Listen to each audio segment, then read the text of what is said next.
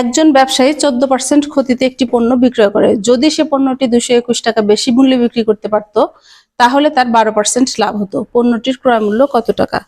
তো এখন বলা হচ্ছে যে 14% ক্ষতিতে সে বিক্রি করছে, আর যদি 12% লাভে বিক্রি করতে পারতো তখন কি হবে পরিস্থিতিটা, সেটা আগে আমরা দেখব। তো 221 টাকা বেশি বিক্রি করতে পারতো বলা হচ্ছে। তাহলে 14% ক্ষতিতে বিক্রয় মূল্য হচ্ছে 100 বিয়োগ 14 সমান 86 টাকা। আর 12% লাভে বিক্রয় মূল্য কত? 100 যোগ 12 সমান 112 টাকা। তো এই দুইটা বিক্রয় মূল্যের পার্থক্য কত? পার্থক্য হচ্ছে 26 টাকা। 112 বিয়োগ 86, 26 টাকা। এখন 26 টাকা যদি বেশি বিক্রি করতে পারতো, এখানে 221 টাকা বেশি বিক্রি করার কথা বলছে। 26 টাকা বেশি বিক্রি করতে পারলে তাহলে তার ক্রয় মূল্য হতো 100 টাকা। অর্থাৎ বিক্রয় মূল্যের পার্থক্য 26 টাকা হলে ক্রয় মূল্য 100 টাকা। বিক্রয় মূল্যের পার্থক্য 1 টাকা হলে ক্রয় মূল্য কত হবে? 100 ভাগ 26 টাকা।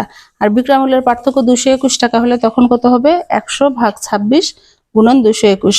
13 দিয়ে ভাগ করলে এটা হয় 13 দুগুণে 26, আর এখানে হয় 13 13 7 13 91, এখানে হয় 17। তো আর 2 দিয়ে কাটলে হয় 50। তো এটা কাটাকাটি করলে টোটাল হয় 850। অর্থাৎ তার মানে ওই দ্রব্যটার ক্রয় মূল্য ছিল 850 টাকা।